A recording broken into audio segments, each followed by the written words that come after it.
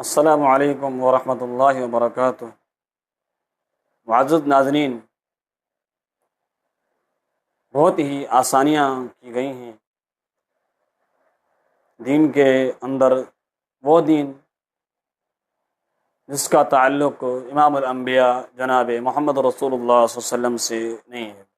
دین کہا جاتا ہے اس کو، لیکن بہرحال وہ دین نہیں ہے۔ ایک مسئلہ ہم آپ کی خدمت میں در مختار سے ہی پیش کرنے لگے ہیں۔ مسئلہ یہ ہے کہ کوئی شخص اپنی دوبر میں انگلی یا کسی مرد یا مرد کا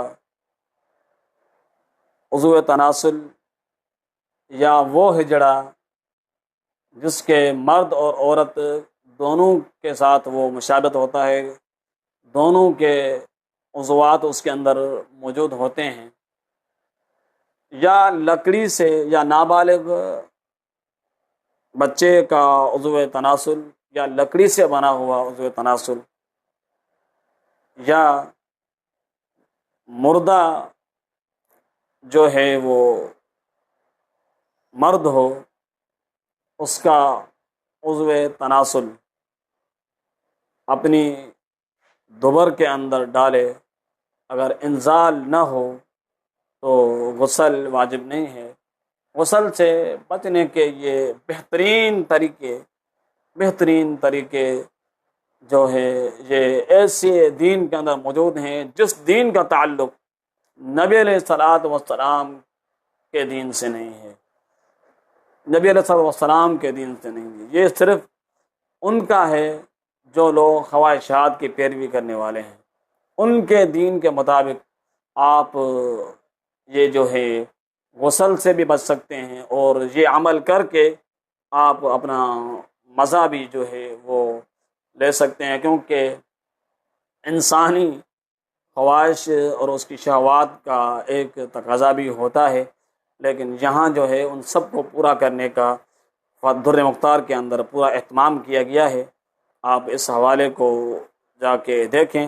اگر آپ اس چیز پر آج تک قائم تھے تو یقیناً اس کے بعد سے آپ اس دین سے توبہ کریں اور اس دین کی طرف آئیں جو دین امام الانبیاء جناب محمد رسول اللہ صلی اللہ علیہ وسلم نے ہمیں دیا ہے، آپ نے ہمیں بتایا ہے، آپ نے ہمیں سکھایا ہے، آپ نے ہمیں سمجھایا ہے۔ لہذا یہ اس دین پر اگر آپ عمل کرتے ہیں جو ہم نے آپ کو ابھی بتایا پہلے، اس دین سے، تو پھر توبہ کریں اور اللہ تعالیٰ کے حضور معافی مانگیں اور ان بے حیائی والے کاموں سے اپنے آپ کو بچائیں۔ آپ اندازہ لگائیں، نہ مردہ عورت کو چھوڑا گیا ہے، نہ لکڑیوں کو چھوڑا گیا ہے، نہ نابالغ بچے جو ہیں ان کو چھوڑا گیا ہے، یعنی کس ہر طریقہ آپ اپنے لیے آزما سکتے ہیں۔ حالانکہ انگلیوں کو بھی نہیں چھوڑا گیا ہے، ان کے ساتھ بھی اپنی دوبر میں ان کو ڈال کر ان کے ساتھ بھی اپنے معاملات کر سکتے ہیں، سب کچھ، یعنی مزے کا مزہ بھی لے سکتے ہیں اور عمل کا عمل بھی ہو سکتا ہے۔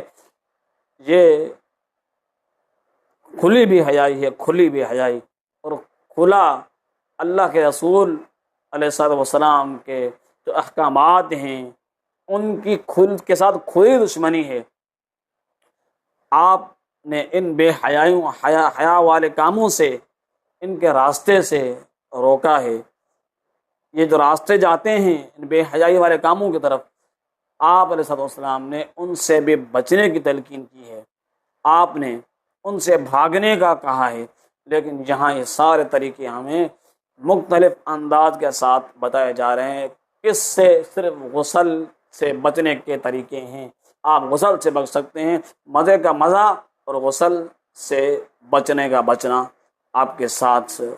اگر آپ اس دین پہ قائم ہیں تو اللہ تعالیٰ آپ کو ہدایت دے۔ والسلام علیکم ورحمۃ اللہ وبرکاتہ۔